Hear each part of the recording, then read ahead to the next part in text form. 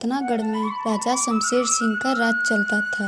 यूं तो राजा के पास सब कुछ था, पर एक पुत्र की कमी थी। लेकिन इस कमी को उसकी पुत्री दीपशिखा पूरी करती थी। मंत्री जी, हमारा रथ तैयार किया जाए। आज हम अपने राज्य के लोगों से मिलना चाहते हैं। हम उनके गांव जाना चाहते हैं आज। ठीक है राजकुमारी जी, हम अभी आपके जाने का इंतजाम करते हैं। ऐसा बोल के मंत्री जी राजकुमारी का रथ तैयार करने के लिए चले जाते हैं। अति उत्तम दीपशिखा, हमें आप पे गर्व है। आपके रहते हमें कभी पुत्र की कमी महसूस नहीं हुआ। बस आप हमारे इस गर्व को बनाए रखना। ठीक है पिताजी, अब मैं चलती हूँ। मंत्री जी हमारा प्रतीक्षा कर रहे होंगे।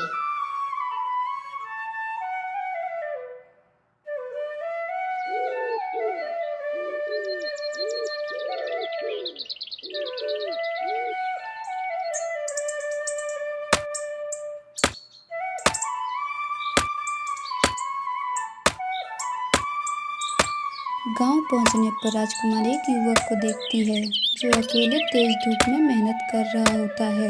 उसे देखकर राजकुमारी मनमोहित हो जाती है।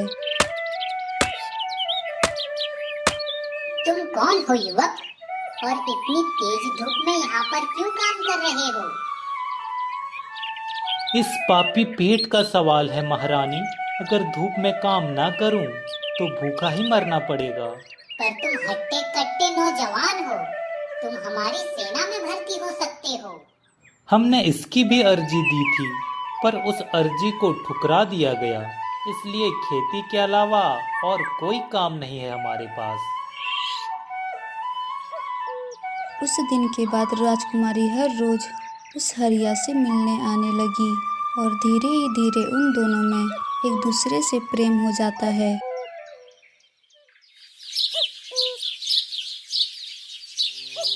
राजकुमारी, मुझे लगता है अब हमें नहीं मिलना चाहिए। एक दूसरे को भूलने में ही हमारी भलाई है। क्यों हरिया, आज तुम ऐसी बातें क्यों कर रहे हो? तबीयत तो ठीक है ना तुम्हारी? मैं बिल्कुल ठीक हूँ दीपशिखा, पर हम एक नहीं हो सकते। राजा साहब हमें कभी नहीं अपनाएंगे। तुम इसकी चिंता बिल्कुल भी ना करो। मैं आज ही राजमहल जाकर पिताजी से हमारे रिश्ते के बारे में बात करती हूँ। ऐसा बोलकर राजकुमारी अपने पिता से अपनी शादी की बात करने राजमहल की तरफ जाने लगती है। राजमहल जाकर वो अपने पिता को बोलती है, पिताजी, मैं आपसे कुछ कहना चाहती हूँ। मुझे एक युवक से प्रेम हो गया है और मैं उससे ही शादी करना चाहती हूँ। पर वो है कौन राजकुमारी? किस राज्य का राजकुमार है? वो कोई राजकुमार नहीं है पिताजी, एक गरीब किसान है। वो बहुत ही अच्छा है। नहीं राजकुमारी, हम आपका विवाह किसी गरीब किसान से हरगिज नहीं करा सकते। यह हमें बिल्कुल भी शोभा नहीं देगा। पर वो भी एक इंसान है ना पिताजी। गरीब के घर में जन्म लेना तो बस उसकी किस्मत है।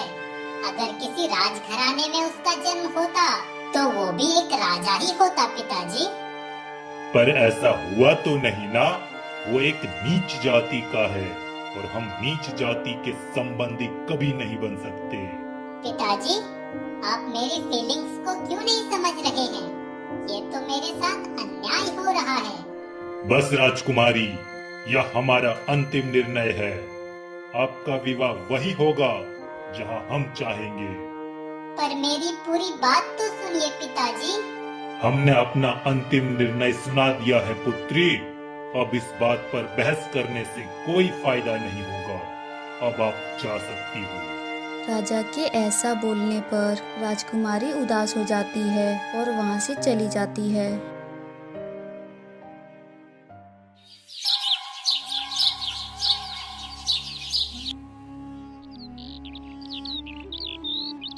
क्या हुआ दीपशिखा, तुम उदास क्यों हो?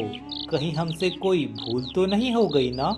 नहीं हरिया, ऐसी बात नहीं है। दरअसल आज मैंने पिताजी से हमारे रिश्ते के बारे में बात किया, पर वो हाँ, मुझे पता है दीपशिखा, उन्होंने मना कर दिया होगा।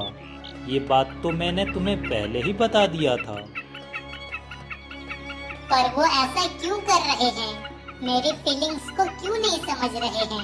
एक राजा को सभी के फीलिंग्स का कद्र करना चाहिए। क्योंकि तुम एक राजकुमारी हो दीपशिखा, और मैं एक गरीब किसान। हमारा मिलन इस जन्म में तो क्या, 1000 जन्मों में भी संभव नहीं है। इस दुनिया में ऐसा कुछ भी नहीं जो संभव नहीं। तुम बस देखते जाओ मैं क्या करती हूँ। हमारा मिलन तो जरूर होगा, और वो भी इसी जन्म में। दूसरी तरफ राजा अपने मंत्री से बोलता है कि जल्दी से जल्दी वो राजकुमारी के लिए एक अच्छा सा राजकुमार ढूंढे। मंत्री जी, राजकुमारी हमारे हाथों से निकलती जा रही है।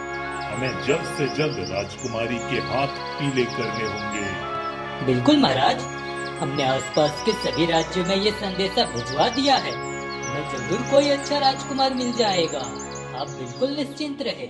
पर उससे पहले हम राजकुमारी के उस प्रेमी से मिलना चाहते हैं। वो जहाँ भी हो, उसे पकड़कर हमारे पास पेश किया जाए। जैसी आपकी आज्ञा महाराज, आज शाम तक वो आपके चरणों में होगा। राजा और मंत्री की ये सारी बातें राजकुमारी को एक गुप्तचरण के जरिए पता चल जाता है। अच्छा, तो ये बात है। चलो मैं भी देखती हूँ आखिर कैसे पकड़ते हैं वो लोग मेरे हरिया को। उधर मंत्री जी अपने सैनिक के साथ हरिया को पकड़ने के लिए उसके घर पे चले जाते हैं, पर उनको वहाँ हरिया नहीं मिलता है। मंत्री जी, यहाँ पे तो कोई भी नहीं है।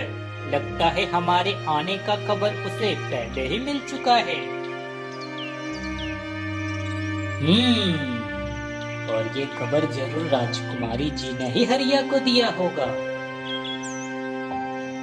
ऐसा बोलने के बाद वे लोग वापस राजमहल की तरफ जाने लगते हैं। कुछ दूर जाने पर मंत्री जी देखते हैं कि एक ऋषि अपने ध्यान में बैठे हैं।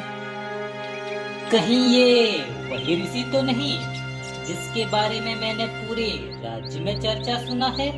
चलो चल कर देखता हूँ आखिर ये है कौन।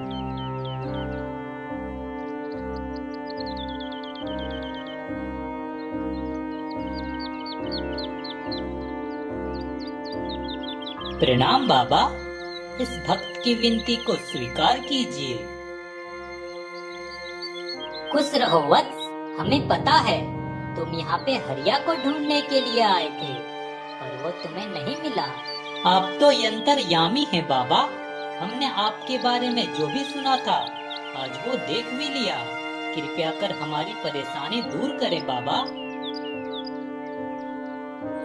उचित समय आने पर हरिया खुद राजा साहब के पास आ जाएंगे वत्स, तुम बिल्कुल चिंता मत करो।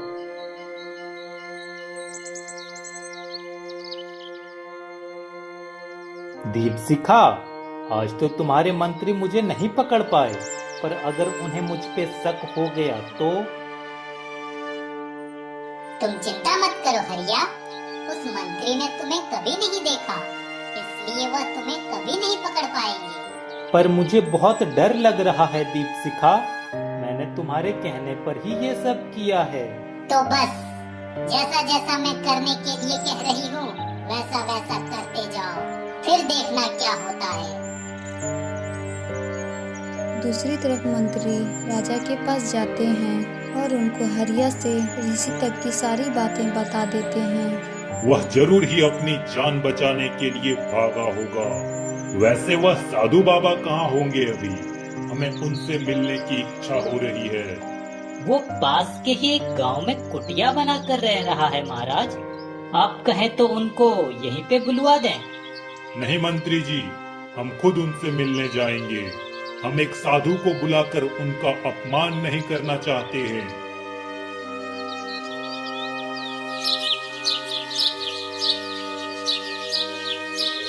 अगले दिन सुबह राजा अपने मंत्री के साथ उस साधु से मिलने के लिए चल पड़ते हैं।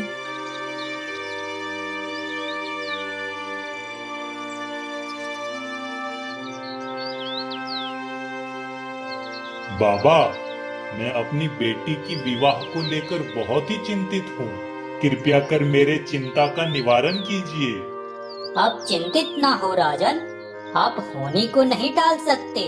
उस प्रभु ने जो लिखा है वो तो होकर ही रहेगा। इसका क्या अर्थ है बाबा? आपकी पुत्री का विवाह उसी हरिया से होगा। आप इसे हरगिज नहीं टाल सकते। पर मेरी मान मर्यादा का क्या बाबा? उस हरिया से विवाह करने पर सभी लोग मुझ पर थूथू करेंगे। इसका भी एक उपाय है मेरे पास, जिसमें आपकी प्रतिष्ठा को बिल्कुल भी ठेस नहीं पहुंचेगा। सांप भी मर जाएगा और लाठी भी नहीं टूटेगी। कृपा कर जल्दी बताएं बाबा, हम बहुत परेशान हैं। मैं आपको 3 कठिन प्रश्न देता हूँ। जो भी उन तीनों प्रश्नों का सही सही जवाब दे देगा, उसी से आप अपनी पुत्री का विवाह करा सकते हैं। इससे आपका मान मर्यादा भी बच जाएगा और आपकी पुत्री का विवाह भी हो जाएगा। ठीक है बाबा, मैं ऐसा ही करूँगा। पर वो 3 प्रश्न कौन से हैं? उसके बाद वह ऋषि राजा को वह 3 प्रश्न बता देते हैं। राजमहल जाके राजा राजकुमारी को इस बारे में बताता है, तो राजकुमारी भी हाँ कर देती है। ठीक है पिताजी, अगर आपकी खुशी इसी में है तो यही सही। अब मुझे कोई संकोच नहीं है। राजकुमारी की यह बात सुनकर राजा बहुत ही खुश हो जाते हैं और अगले दिन ही वह एक स्वयंवर का आयोजन करता है, जिसमें कई राज्यों के राजकुमार हिस्सा लेने के लिए आते हैं। आप सभी का हमारे इस स्वयंवर में तहे दिल से स्वागत है। आशा करते हैं कि आपको किसी भी प्रकार की कोई कठिनाई नहीं हुई होगी।